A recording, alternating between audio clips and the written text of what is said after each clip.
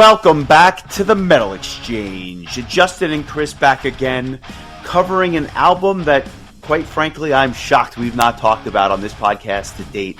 Labyrinth's Return to Heaven Denied, going back to June 24th, 1998. But before we talk all things Italian power metal from the late 90s, something near and dear to my heart. How are you, my friend? From Canada to Italy. I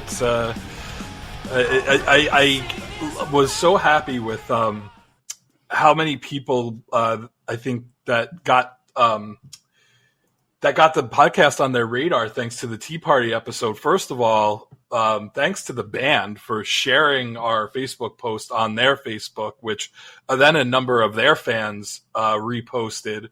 I got a bunch of comments on Blue Sky. I have to say, like, I not that they're undeserving, just I don't remember us ever getting such a strong reaction to a non-traditional metal band that we covered on the podcast. So thanks again to Knops for that request and his blurb. And I've been meaning to check and see the numbers on that episode just to see if it's a little bit out of the ordinary for us. But I appreciated it greatly that whenever a band goes out of their way to repost, especially if they hadn't actually listened to the episode, for all they know, we could have like torn the album apart. But obviously we didn't. But I wonder if somebody like vetted the episode first just to make sure that it wasn't like a complete hatchet job. But that said, if they blindly suggested it, I appreciate their confidence. And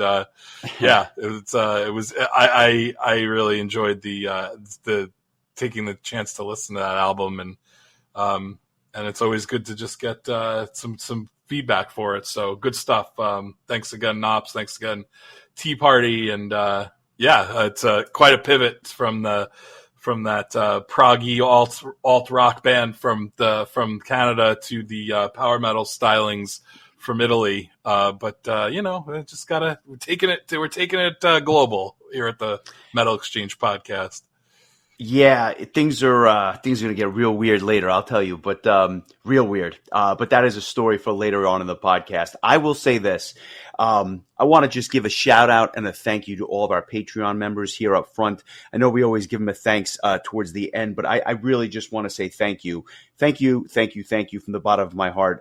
We appreciate you. We want to do this for you. You are the foundation of this. And to all those who are listening for the first time, or to all those who have been listening for a long time, do consider joining our Patreon. It really does help us not only decide what content to provide, but also really just kind of keep this thing going in many ways. And we appreciate you. We love you. And we want you to enjoy the ride with us. So another bonus episode that I spoke to you about earlier today will be coming out later this month. And obviously there's a lot of cool perks. You can find a link to our Patreon down below in the comments. So think about joining that. Again, we appreciate you. In terms of new stuff that I've been listening to, I've been taking a trip down memory lane. I listened to a lot of Queensryche this week. I'm not 100% sure why, but I was just why not? Kind of went down the rabbit hole. Yeah, well, I mean, I guess why not is right. But of all the bands, it was just kind of this random thing. I was listening to a lot of live albums that they did in the late 80s and 90s, like bootlegs and stuff like that. And I just went way down the rabbit hole with them. But I totally enjoyed it. So that is always a good time. And to that end, I was able to get my hands on a number of Threshold remasters. They kind of went back and remastered a lot of their older albums. And much like a lot of the albums from the early to mid 90s, I think those albums really benefited from a little polish or a little modern technology, if you will. So specifically, Clone, Wounded Land, Psychedelicatessen, and I believe there was one other album that they had remastered as well from that period, Live Delica. And so those four albums in particular were just really good to hear, with a little bit of polish and a little cleanup job on those. We are due to discuss some more Threshold at some point. I think we've only done one album. I think we did Wounded Land. I'm not sure that we've done any of the others, but we are long overdue for that. So I look forward to that in the near future. Yeah, now I'm looking at their discography and trying to decide what would be a good choice. This is a band that has so many albums and like different like eras. Like there's the early era, there's the kind of the Mac years, and then there's the handful of albums that they did with Damien after Mac passed, and then back to Glenn on the most recent handful of I think the last two albums. So lots to choose from, all good. I don't think the band's ever released a bad album, although I'm not as familiar with some of the earlier albums. Weird band for me. It was like I had Wounded Land, and then like I kind of like wasn't paying attention, and then our group of friends were so into Hypothetical when it came out that the band kind of like had like a resurrection for me. But like everything between those two albums, I really don't know that well outside of a handful of songs, so that'd be an interesting time period to focus on. But yeah, one of my favorite prog bands for sure. Yeah, because I think they straddle that real melodic territory as opposed to being the eclectic type of prog. So I'm not surprised at all, but long overdue to go back to them. Did you have a chance to check out anything this week, or did anything catch your ear that's worth noting? Honestly, just like one song I wanted to mention. We got an email that War Kings has a new album coming out called Armageddon, and they released a single for it. I want to say like yesterday. It's that current, but the track is also called Armageddon. It's the title track. The album is going to come out on July 4th from Napalm Records, so I would expect a couple of more singles before then. But this is a band I enjoy because I'm a big fan of Georg Neuhauser's vocals from Serenity. And this is kind of getting to hear him do more of a power metal thing than a prog metal thing. And so it's got some death vocals. I know Melissa Bonney was part of this at a certain point in time. They now have a different singer that goes along with Georg. Her name is Cecil Sen, and she goes by Morgana Le Fay. Everybody in the band has a stage name. Georg is known as the Tribune, the bass player is the Viking, the drummer is the Spartan, and the guitarist is the Crusader. And she is Morgana Le Fay. She's also known for being in the bands Thwart and Witch Ritual. But it's good stuff. It's good power metal. I like that there's the dual vocals and whatever, but the dueling vocals with the strong track. I mean, if you liked anything the previous four albums, I'm sure this one's going to be just in that same vein. But I enjoyed the single a lot, so I recommend it. But other than that, I guess I could mention one other thing that I just grabbed earlier today. I'd mentioned a few weeks ago that the Finnish power metal band Leverage, who I've been kind of following since you turned me on to them years ago. They have a new album coming out on Frontiers Records on June 20th called Gravity. They released the second single from that one called Shooting Star. I'm still on the fence about this new stuff. They have a new vocalist, Paolo Ribaldini. I believe I think I want to say their previous vocalist passed away, unfortunately. And I just don't know if I'm finding the new vocalist voice to match what I've always thought of with this band. But I remember their last album, Above the Beyond from 2021. I remember really enjoying that, and I feel like a lot of people didn't like it that much, and I did for whatever reason. So we'll see how I'll definitely give this album a listen when it comes out. But that single dropped, and I think those are the only two new tracks I really listened to this week. I like you have really been sticking to the old stuff. I listened to The Return to Heaven Denied a bunch. There's other albums I listened to, but I'm not going to say what they are because they are definite possibilities for episodes in the near future, so I'll hold that one to myself. So to keep the surprise, a good marriage always has a level of surprise in it. Or you can just listen to Marriage of Heaven and Hell by Virgin Steel. Either way, which we'll be covering next week. No, I'm just kidding. Fantastic. As long as it's not anything that they've done in the last 10 years, I'm game. But I've also been listening to a lot of. We had done an episode a while back, I think early on in the Patreon days, and I do second all of your comments earlier about our Patreon family. We had talked about non-metal music that we were a fan of, and I was talking about this playlist that I had made for my a custom radio station in Grand Theft Auto, which I'm hoping I can resurrect when Grand Theft Auto 6 comes out sometime before the dawn of the next century. But I sometimes just pop that playlist on and hit shuffle, because those are just, for me, like all songs that really pick me up. And when I'm kind of dragging at the end of the workday and I need like a little bit of a boost, it's either coffee, that playlist, or a little bit of both. But that's kind of what I was listening to this week. So sometimes it's Labyrinth and sometimes it's Rod Stewart. You just never know.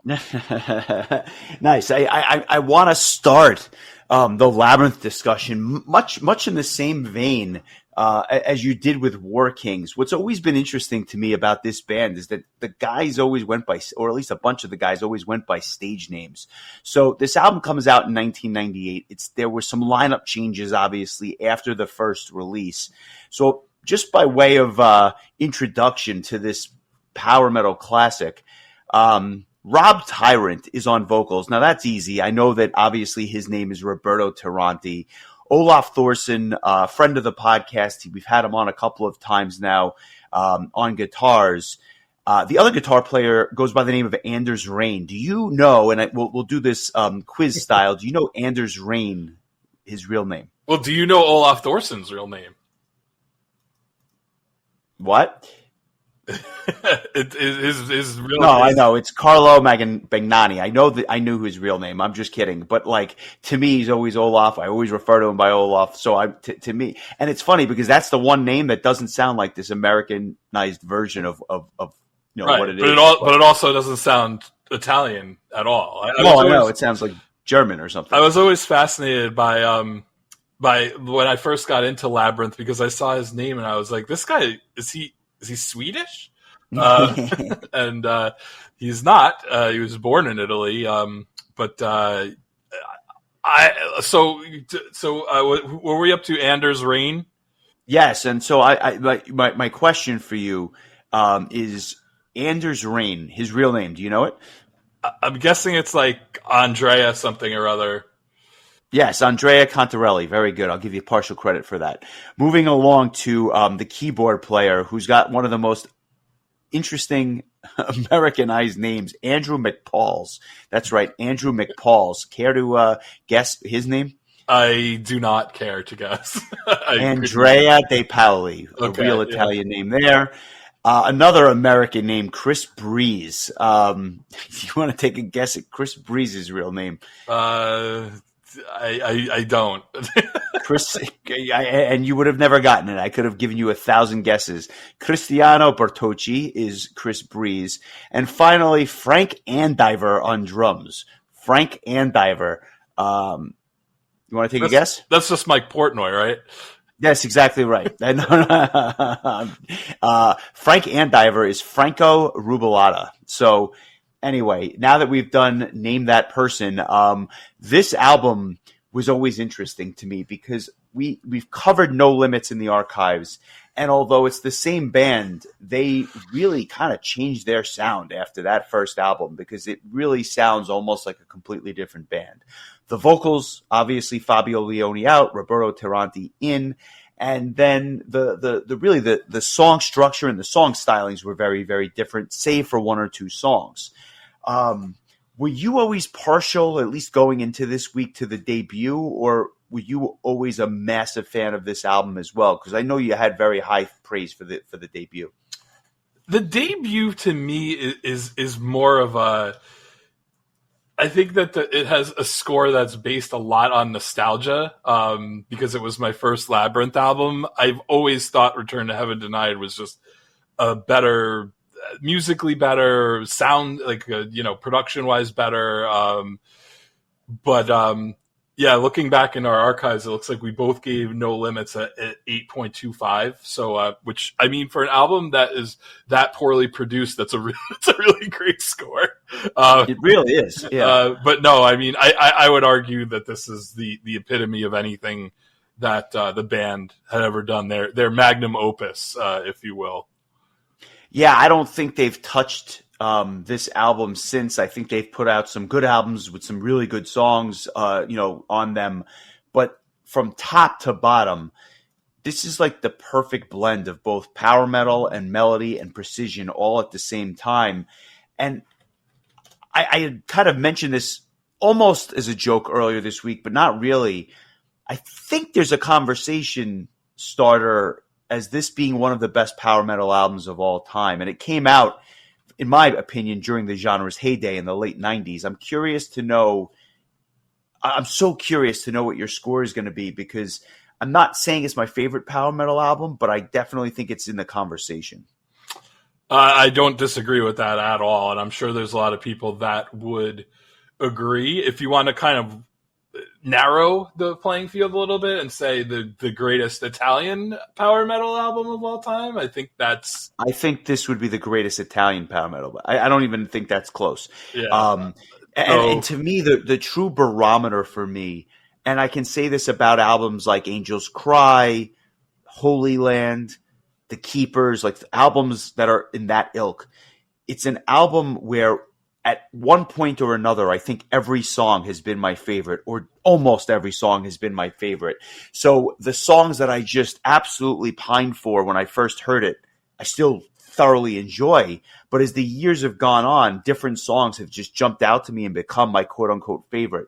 And this one is a perfect example of it. There's a number of tracks that just speak to me on another level, unlike a lot of the power metal over the last 25 years.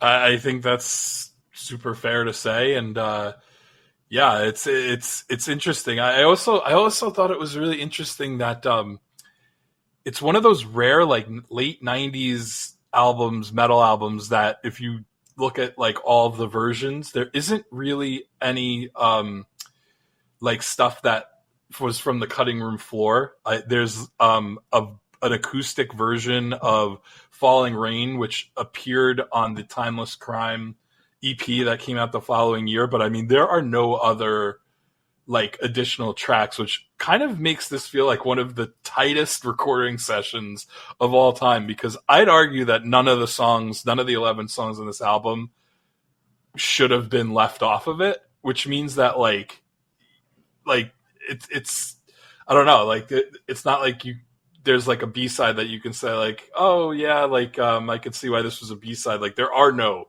B-sides, there are no additional tracks. But no, I don't think there's any. I don't know. I don't know. I think I don't think I would say that there's anything less than great on this album. I don't know if you disagree with that, but I think every song is at least very good to excellent. I think every song is excellent. I think there's one song that's very good, and it's an interesting placement for the song. But I'll get there when we get to it. But everything else is. Like I said, arguably Song of the Week territory for me.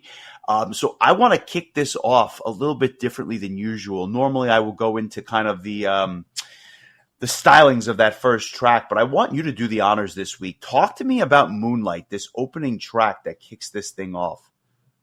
It's a fabulous, fabulous song. I think that it's the right choice to open things up. Honestly, like a lot of what this album makes me think of, and this song in particular, is just seeing them perform live, especially seeing them perform this entire album. But pretty sure they played this song also the first time we saw them, and I'll pull up that set list just to make absolutely sure.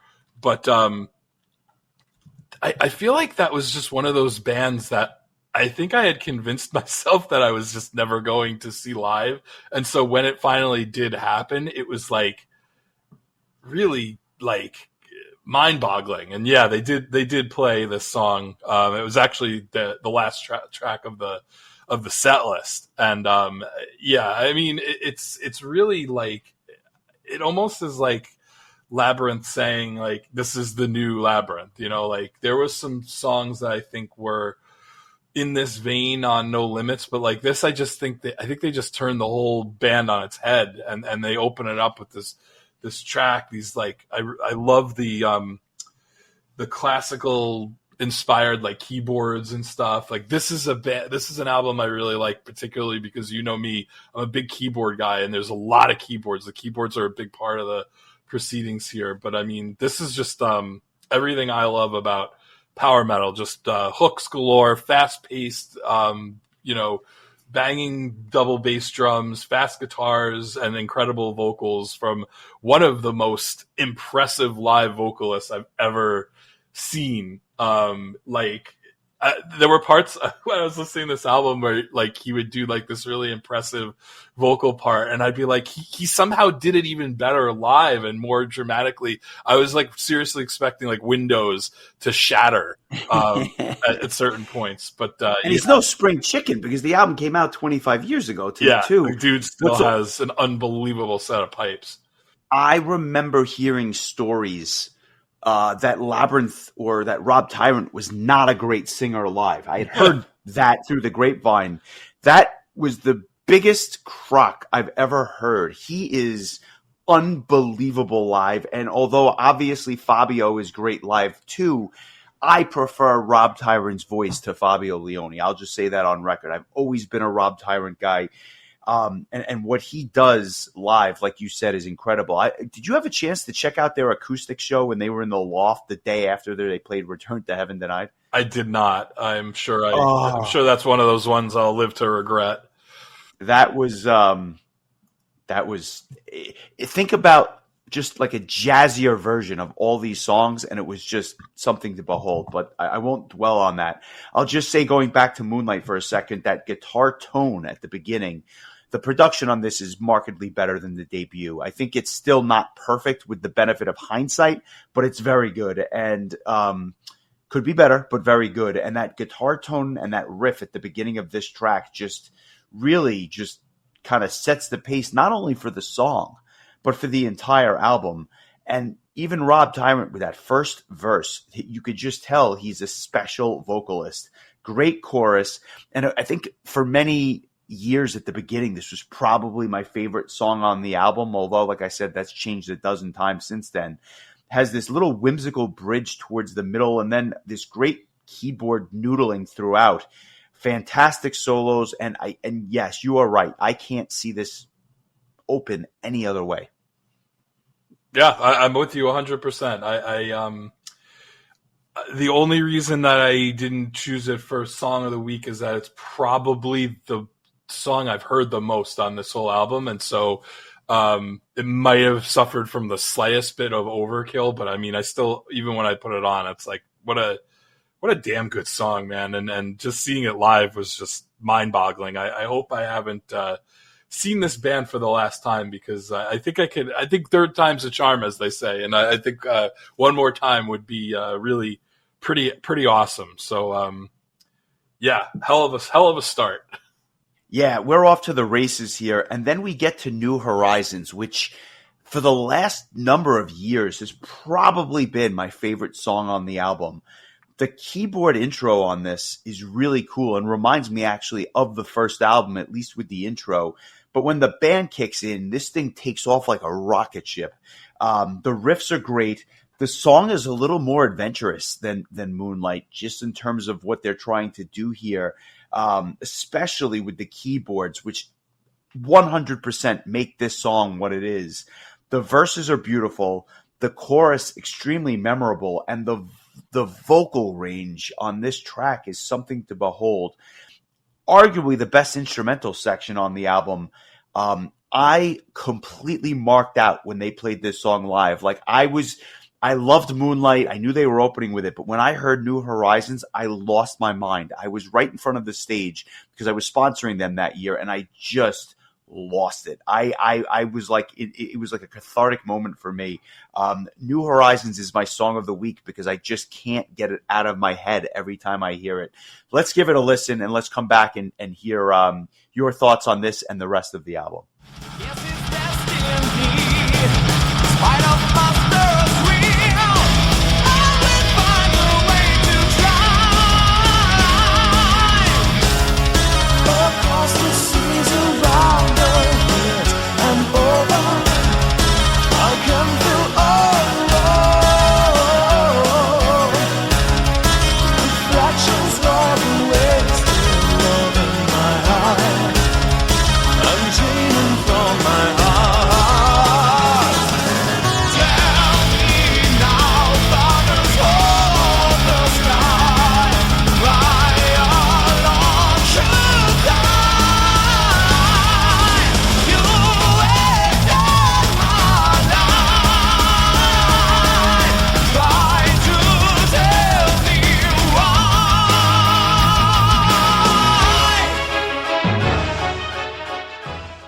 That was New Horizons by Labyrinth, my song of the week. I just think it is absolute perfection personified in about 6 minutes and 22 seconds or so. Fantastic tune. Really curious to hear your thoughts because I don't know that this is considered like,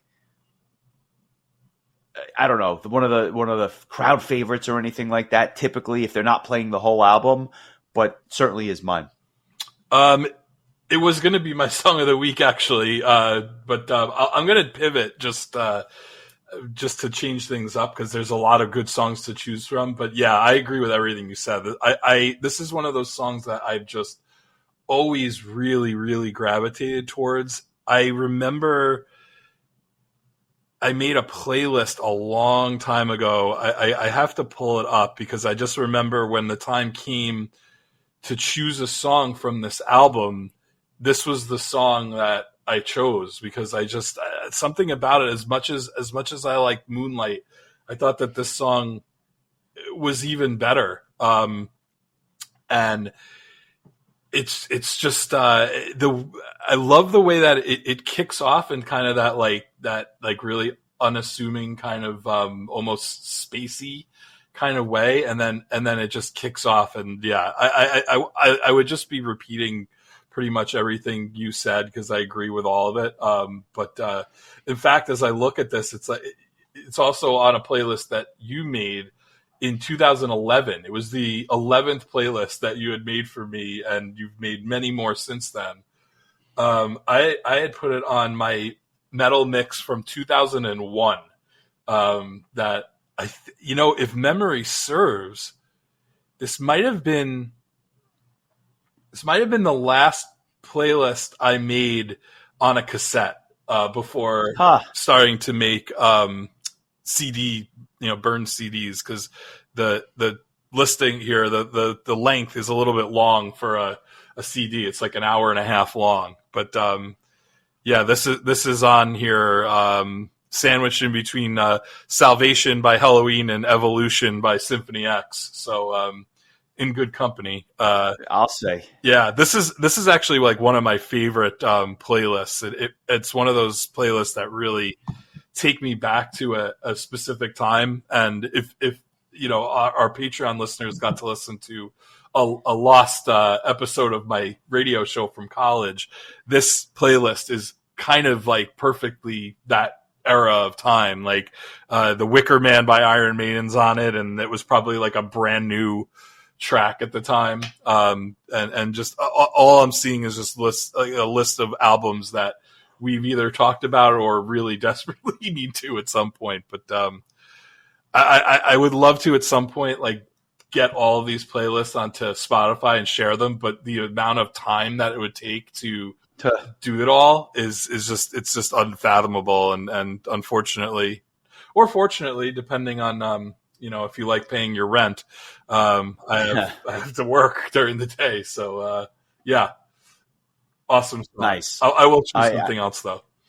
I'm in good company for sure. And then we move on to The Night of Dreams, which is kind of in an unenviable position in the broad sense. And I say that because obviously, you know, I just went off on New Horizons, and the next track, Lady Lost in Time, is another one of my songs that at one point was a favorite. Like, I just couldn't get enough of that track. And then you got sandwiched in between The Night of Dreams. This one holds up and is really honestly amazing in its own right. And I love how it kind of starts like this ballad with an airy quality to it, and then it actually gets fairly heavy as it picks up. It's a little slower than the first two songs, but it's very, very melodic with a really catchy chorus. I think what makes this album so special is lesser tracks, and I use that in quotes, like lesser tracks like this. Songs that nobody talks about, but when you put them on, you're like, this is absolutely incredible. The guitars are great, maybe a little simple for the band, but like there's some odd tempos in this song that makes it really proggy, but it never loses the melody. It's a great song. Yeah, it seems to follow the kind of the style that the previous track started with, where it kind of starts off like unassumingly, and you're thinking to yourself, "Oh, is this going to be like the softer side of Labyrinth?" And no, not yet. So another track that I think the keyboards play a big role in kind of tying everything all together. I think that a lot like Royal Hunt around this time, the keyboards they use almost kind of hold the place of like where string instruments might have. In a lot of ways, it almost sounds like you're listening to like an orchestral kind of sound from a violin or what have you. And I really enjoy that because it really kind of gives it a more classical, almost like power metal and classical music kind of meeting together. But this is another really good track. I agree with you. It's kind of wedged in between like two really strong songs, but I think part of the reason that like a song like this doesn't get talked about, like you said, is because this is one of those albums where I feel like it's so consistent. Like I always had a hard time deciding what my favorite song was. I think New Horizons always kind of edged everything out, but it was a close call. Like I remember there, like in the old days of making mixtapes, some albums just had some songs on it that were so obvious that you knew you had to put them on there because they stood out. And I feel like on this album, all the songs are so strong that I don't feel like anything is really miles ahead or miles away. No pun intended.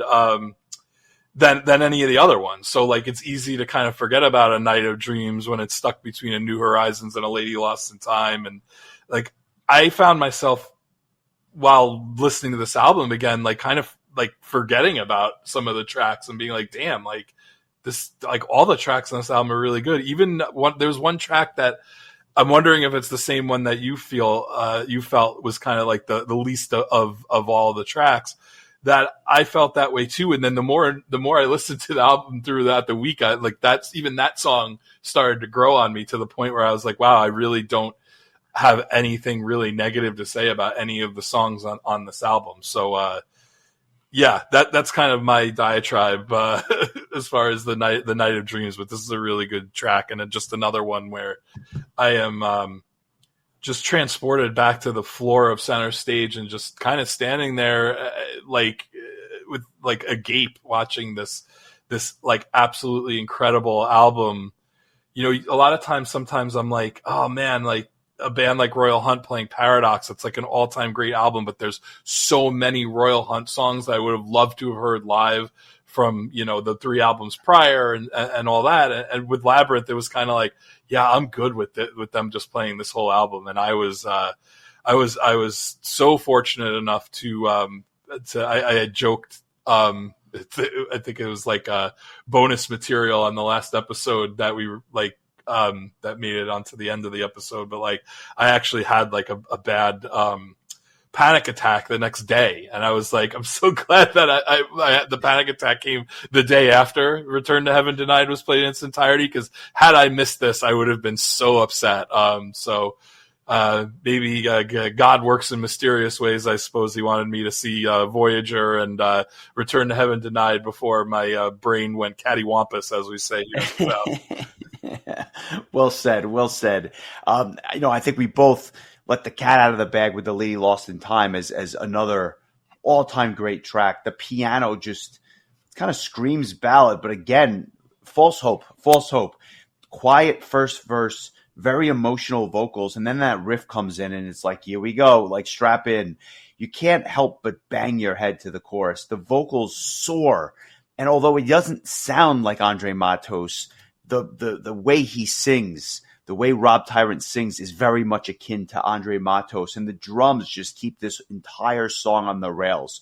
Because if you did not have a good drummer, this thing would be an absolute disaster of a song. It is a banger, and every verse seems to like get higher and higher and higher. I really am going to just ask a question before I hear your thoughts, and that is like, why don't they make power metal like this song anymore? They just nothing hits home like something like this. This is a great song that holds up exceptionally well. It's the eternal question every time we talk about like an album like this. It's just like, but it's justified, wouldn't you agree? Like, when was the last time a power metal song gripped you like this? I probably the last time Halloween released an album. Honestly, they still got it, but yeah, I mean, it's almost like literally this album and this style is a Lady Lost in Time in so many ways. And I guess what better way to say this is my song of the week? I presume it was probably a runner up for you, and I think we'd be doing a disservice by not like choosing two separate songs to showcase. Honestly, though, I don't know that I would feel uncomfortable choosing any song on this album as a song of the week. It could change from week to week, but this was one that I think that I'm just transported back to seeing Rob sing this song in a way that, like, it's already impressive, so impressive on the studio recording, and the way that he added these flourishes to his vocals live, and just and it was vocal wankery. Like, I'm going to call it what it is what it is. But it was so impressive that I wasn't upset about it. Like, it was like really, to me, a guy saying, look what I could do. You know, and I'm sure there's a lot of vocalists that were very jealous, especially, like you said, he's not a spring chicken.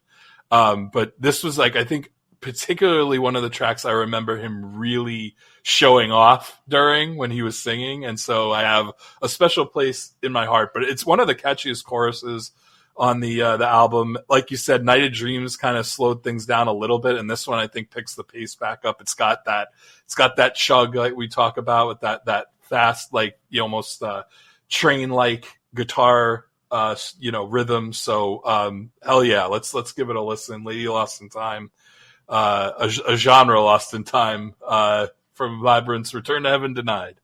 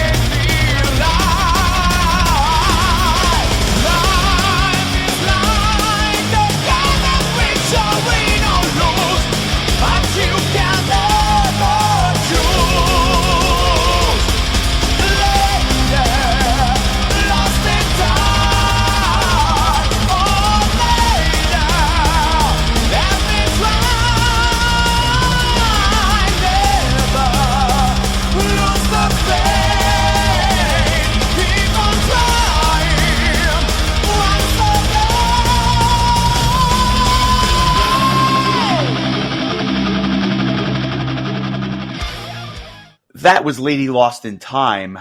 We forge ahead to State of Grace, which is the shortest song on the album. It's just over 3 minutes. Another one that I've always loved for other reasons.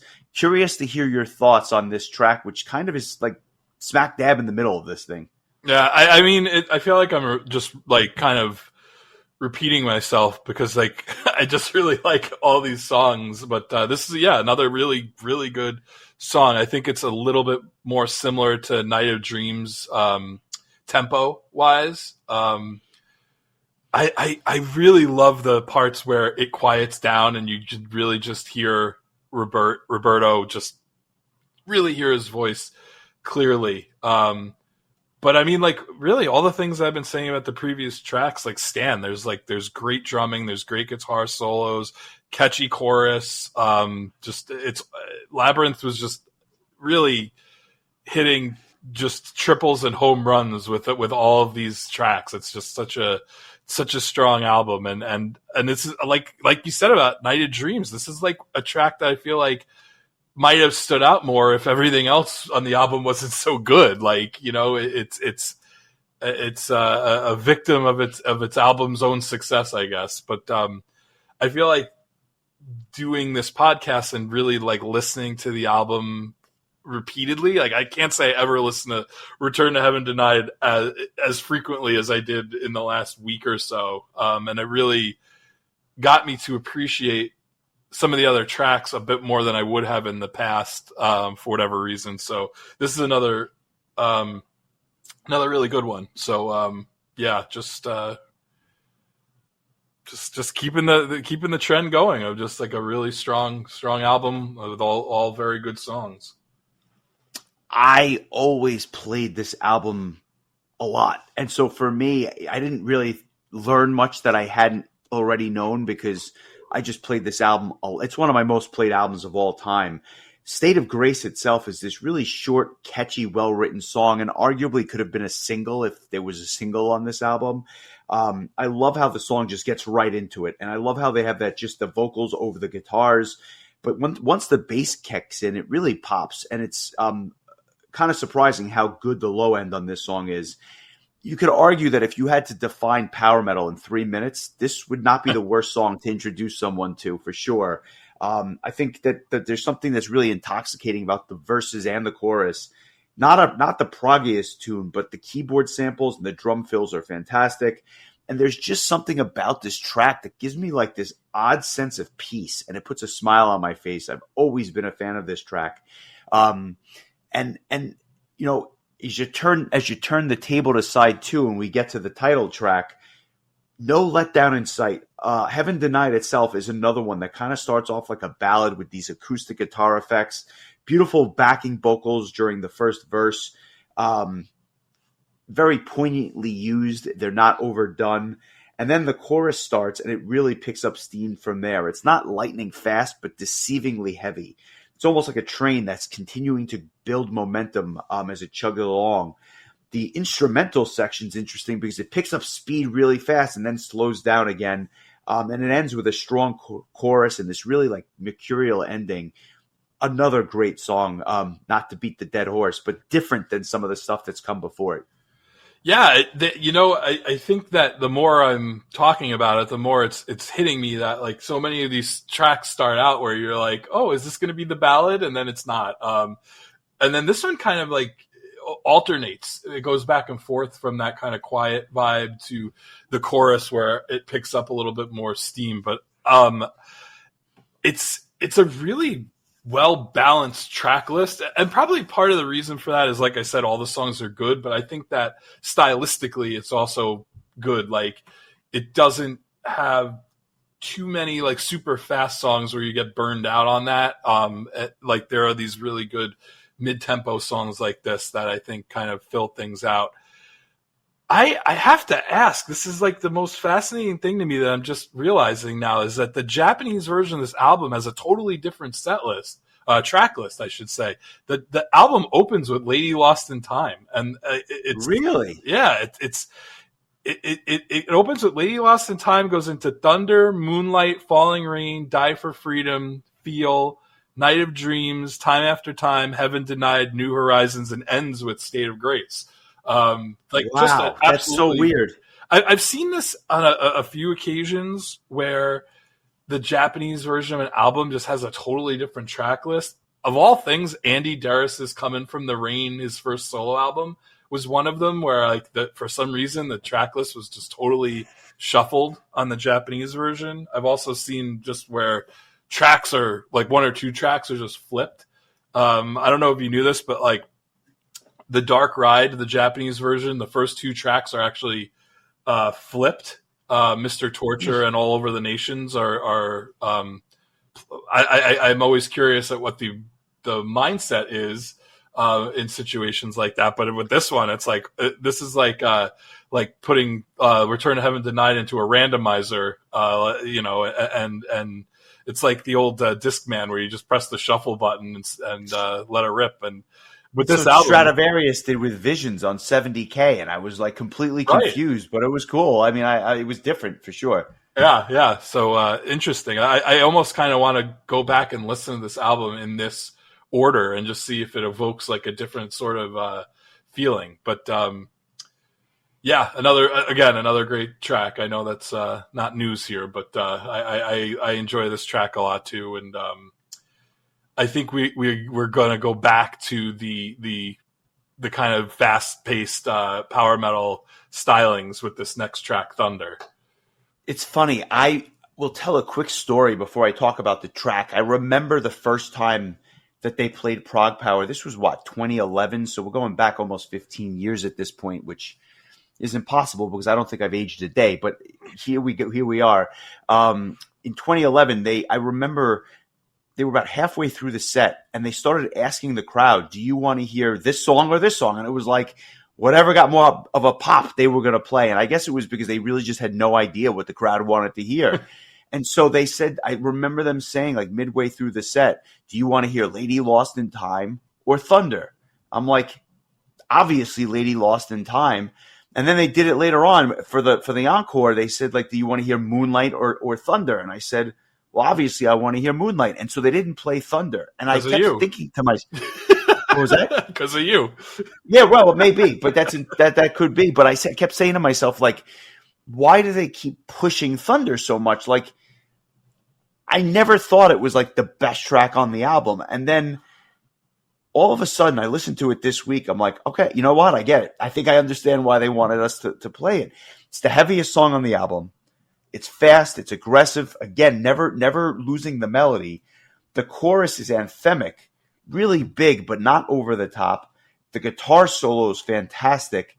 And while they're doing the guitar solos, or I should say while Olaf is doing the guitar solos, Anders Reign never stops with that riff underneath. Really tight drumming. I thought it was going to be your song of the week. It was definitely in consideration. I'm wondering if Olaf was bored and was like, "Can we play something where I could like really shred?" Because there's some real good shredding on this track, and this is I love that it's a little bit before the halfway point of the song. I think it's like during the second verse, right before they go into the chorus again. There's just this little like keyboard fill that is like, it just like the whole song goes silent. And you just hear this like, sounds kind of like a harpsichord patch or something like that. It's such a fun little trill that they throw in there. And again, it's just, I love this. I feel like Steve Williams from Power Quest probably loved this song when it came out, because I feel like he took that fast, infectious power metal vibe that this song had with the keyboards and everything, and kind of made that the signature sound of Power Quest. But yeah, this is another song that I like you. I was like, why did I not like this song more? Like, it's such a good tune. It's just got so much happening, and it's just like it's almost like power metal overload, like, you know, in the best way. Like, it's just such a great tune. And the really like, this just is Labyrinth and Vision Divine, I would say, on a whole. Like, Olaf's guitar work is just so good. Like, he's such a good guitar player, and just the solos are so well done, and like, not to the point of like masturbatory and over the top, just like really perfect for what the band needed it to be. And like, I continue to look forward to the releases from both Labyrinth and Vision Divine, because I would have to think he's still the primary songwriter for both bands. And it's interesting how he's managed to keep the two bands with their own kind of flavor. Like, you hear like the Olaf Thorson kind of influence, but the bands definitely have their own vibe, which is why they've both been able to kind of coexist for so many years. And Have we mentioned that Vision Divine has reunited with I believe we want to pronounce his name correctly, Michele Lupi. They even played a funny April Fool's prank where they said after one session in the studio, the band has decided to part ways. So I'm looking forward to seeing I've enjoyed their albums, since Fabio left, or even when Fabio returned. But I'm excited to hear modern Vision Divine with Loopy back in the fold. So a little sidebar there. So yeah, Thunder's awesome. Yeah, all of that I agree with. Unless it's on Thursday nights on TBS, then I do not recommend. Remarkably consistent. The next track is where the album zags when you kind of expect it to zig, or vice versa. Really harkens back to the first album with Feel, the Legend B remix that is the only instrumental on the track, on the album. It's about almost 4.5 minutes. Do you want to describe for the listeners what this is? Because it is very different. If you remember Vertigo from No Limits, it's kind of like a less angsty, anxious version of that track. It's a little bit more melodic and less techno-y, but still has kind of like the techno is what kind of like holds the whole thing together. It's really like techno meets power metal guitar, and it's really just a very like techno-y keyboard,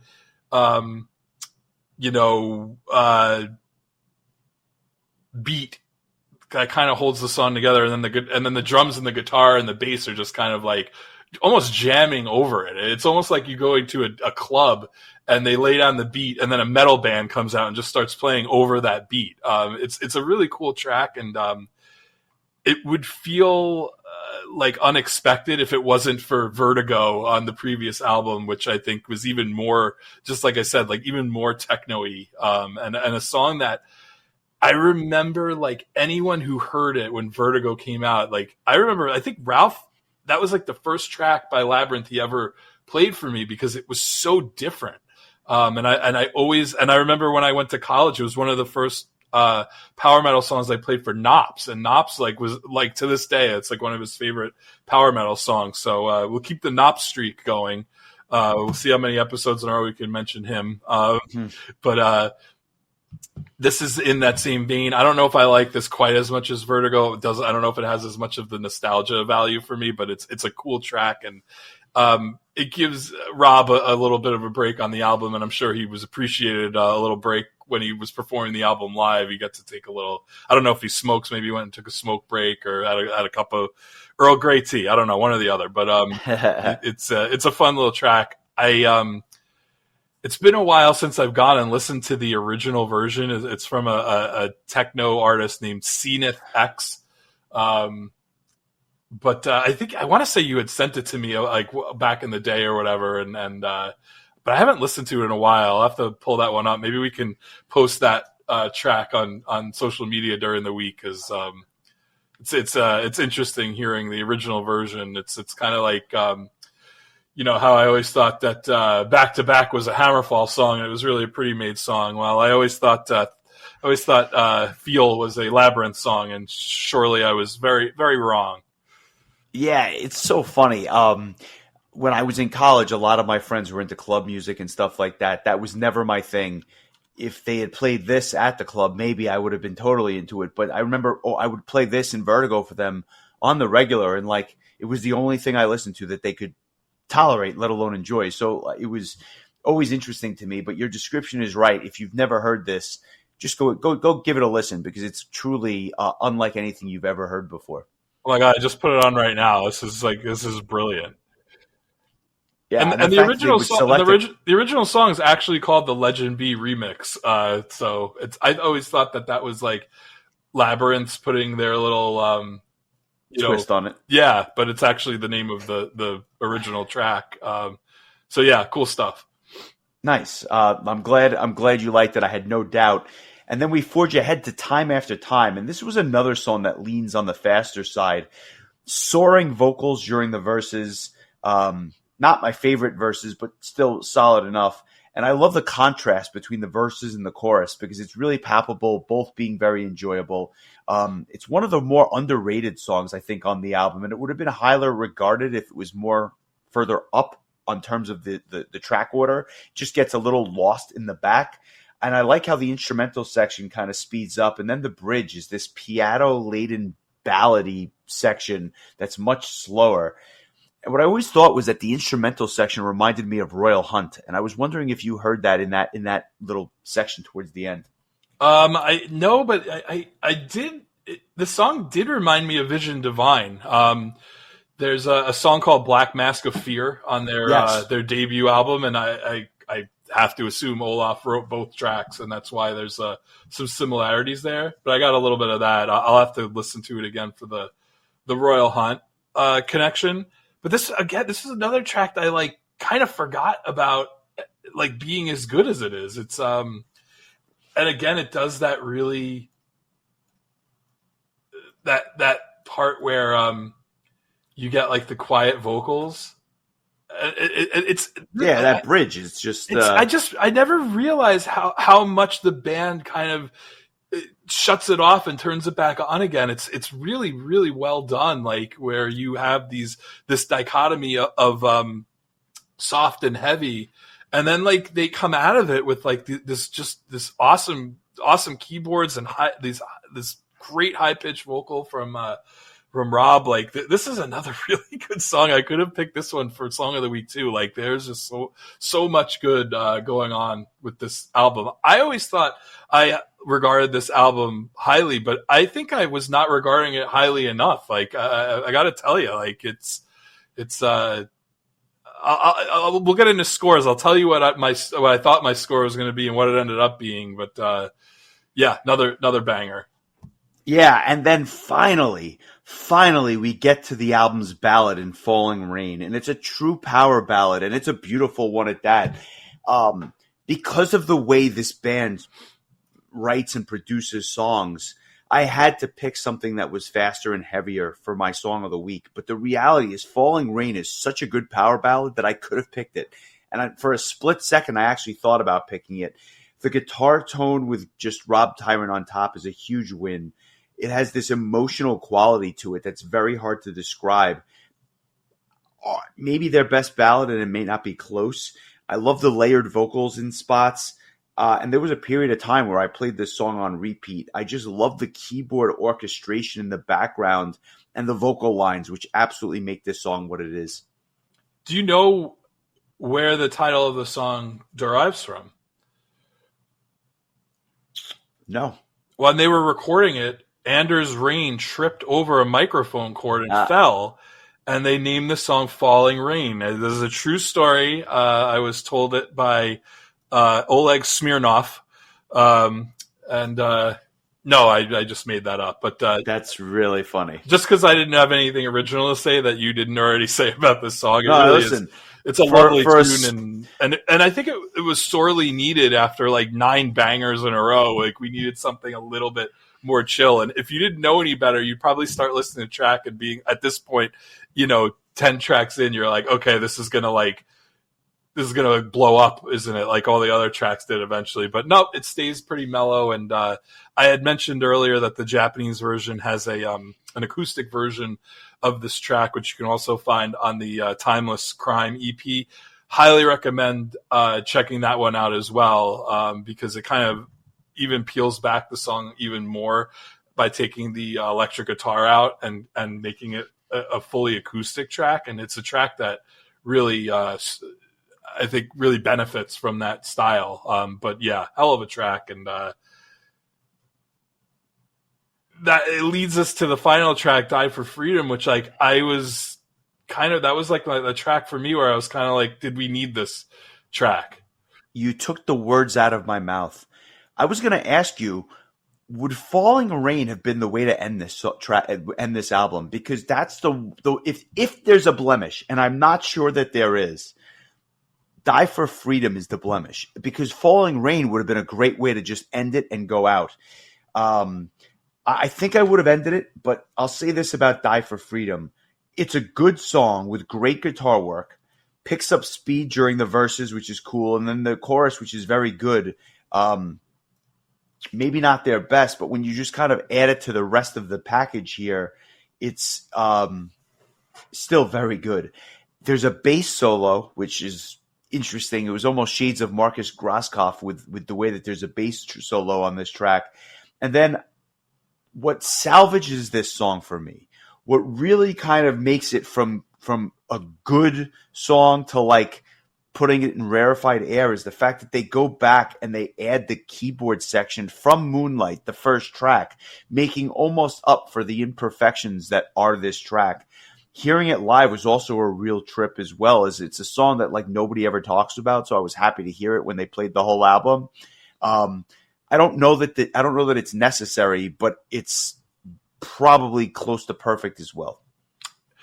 I could really see it going either way. Like, I think Falling Rain would have been a really great track to end on, but also I think that there's some people that feel like an album shouldn't end on a ballad, and it should end with a little bit more aplomb. Is that a word you want to use? A little bit more balls. There you go. It's the longest track on the album, and I think that they do a good job of keeping it different, keeping it changing, and having different parts, and not feeling like it's a 3.5 minute power metal song that got dragged out to twice its length. I don't know if it should be the last track, but then like you said, like it kind of does like a circle back to the beginning of Moonlight, so it almost is like really the perfect track to end things.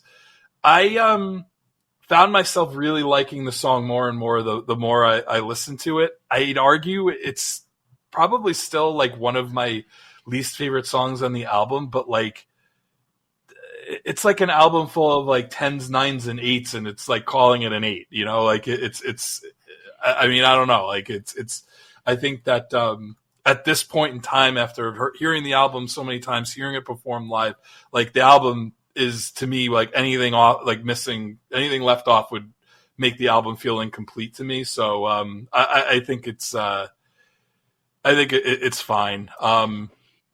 It's fine the way it is. I would, again, though, like to hear the Japanese version where it's kind of in the middle at track 5 and before Feel.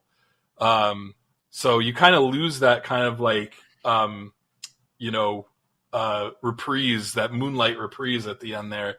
But yeah, I feel like we're kind of quibbling at this point. Like it's, still, it's not like, I know that we've talked about albums that like could have been 10s, but, or could have been 9.75s or 9.5s when there was like one song that was just like meh. I think particularly of Pharaoh from Divine Wings of Tragedy is kind of almost like, I think for me that album could have been a 10 if that was a better song. But I mean, again, it's all subjective. But I don't think there's any track on this album that's like dragging down the score. Like it's as consistent of a record as any album we've talked about. You gave the perfect example for me as to why the album, and I'll just let it go on the record, why the album is a 10 for me. Pharaoh brings down the album. This song may not be as perfect as some of these other 10s, but it's so close to perfect that I am really grasping at straws to not give the song a 10 to end the album. Whereas Pharaoh, it was clear this is just not as good as the rest of the stuff on the album. So when you just put it together, the total package, the Human Torture Rack, Lex Luger of this album, it's a 10. It's a 10 for me. Future Hall of Famer. That's right. What did you think you were giving it, and what are you actually giving it? I mean, I really was expecting, like, I thought, like, at the absolute worst, I'd be giving it, like, an 8.75, but probably, like, a 9. But I'm giving it a 9.5. I don't like it as much as albums that I've given 10s to in the past. Like, just a shade below that. I just think that like there's even better albums, but I mean, again, we're splitting hairs here. It's an all time great. I don't know that the band has ever come close to making an album as good as this, and it's not a knock on the band. It's just, they made a really great album really early in their existence, and now that I'm talking about it, I'm kind of curious what I gave the first Vision Divine album. I gave that one an 8.5. So even this one is like, pretty far ahead of that with a 9.5 for me. But yeah, this is all time great album. I have no qualms about you giving it a 10. I think a lot of people would. But yeah, it's a phenomenal album, and I'm glad that finally we got to talk about it. And it just goes to show you that like there's still so many all timers that we have not even like scratched the surface on. So plenty more to talk about. I'm excited to hear what you have in store for me next week. I'm like juggling a number of albums for the week after. We have a request from our friend Chris Calabrese for the first week of May. We're just gonna continue on. But this was a real treat. Like, a week where you get to listen to Return to Heaven Denied is better than most people's weeks. Well said. Well said. A lot of news items I want to get to before I tell you about next week. First, we'll start off with some tour news. We'll start off with Symphony X taking out Sonata Arctica for a run of shows starting September 4th in Stroudsburg, Pennsylvania, ending in Red Bank, New Jersey on September 29th. Kind of an odd pairing with a prog band and a power metal band, but kind of cool. I like it. I feel like there would be crossover appeal with some of their stuff. So if you're interested in watching Symphony X play the same set list that they played for the last 15 years, definitely go check that tour out. And another tour that's hitting the States, Powerwolf taking out Dragon Force for a run of shows in September and October, starting actually up in Canada and Toronto, and then ending in Sacramento out west at the Aftershock Festival on October the 4th. So those are two tours that are happening. We got a lot of messages from a number of people telling us the following, that the new Halloween album is done. Kai Hansen, of course, saying he's very happy with the result. I have no doubt about that. But yeah, new Halloween music finally on the way. Needless to say, I look forward to this later this year. If it's coming out in 2025, we're gonna have to find out if lightning strikes twice and we both make it our album of the year, which we did for the previous release. But it sounds like, from what I understand, that Kai was more involved in the songwriting process on this one. I think he had only had one songwriting credit on the previous album, and that was for the last track, Skyfall. So I know he played a couple of seconds of each track, or of a couple of tracks, and definitely heard his vocals loud and clear on one of them. So I'm amped for this. I mean, there's already been a number of albums that I've gone back to a lot so far this year. In fact, I have one that just jumped its way to my number one slot. We'll see if it can hang on to it for the rest of the year.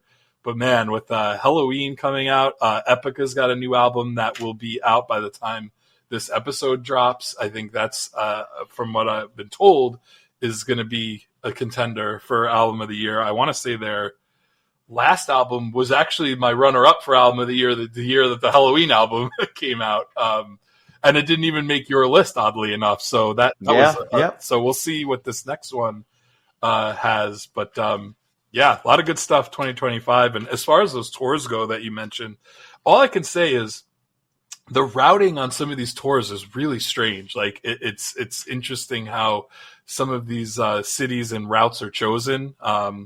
I feel like I need to get used to like kind of being in a spot that kind of gets ignored.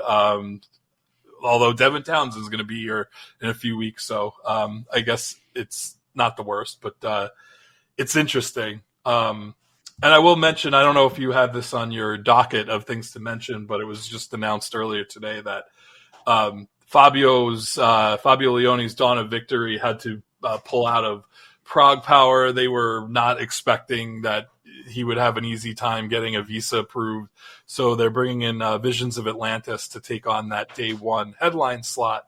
So bummer news for me. I mean, it was like, if you listen to our Dawn of Victory episode not too long ago, you would have heard how excited both of us were to hear this album played in its entirety. But it sounds like they're going to do everything in their power to try to bring it over next year. So here's hoping things calm down a little bit at the visa offices, and you know, we can you know, let some Italian guys and some French guys come over to the States and play music for a night. I don't think it's going to kill anyone. So yeah, disappointing news to say the least. And two bands that we've not covered on the podcast, but I'm sure we're long overdue for. Armored Saint heading to the studio. They're going in next month to start recording their 9th studio album. So have to assume that will be out probably sometime later this year or next year. And Catatonia announces their new lineup and their new upcoming album, Nightmares, as extensions of The Waking State, due out June 6th. I look forward to hearing this. Both bands, I think we're due to cover in the not-so-distant future. But I said things were going to get weird, and they certainly are, and I'm going to tell you why. And it's not a function of the album that I chose next week. It's really so much the timing. I was going through a list of some of the requests. Before you continue, I just want you to know I was fully expecting that to be your intro to announcing a Weird Al album, but continue. Yeah, and I thought about it, but I'm not. We're not going to eat it next week. What we are going to do is I went through the some of the requests from our Patreon folks, and there was one or two that jumped out at me. So about 5 days ago, I picked the album, not expecting you to wear the shirt for the band that we're actually going to cover. No kidding. We are going to do Persephone's Spiritual Migration, which came out back in 2013 at this point.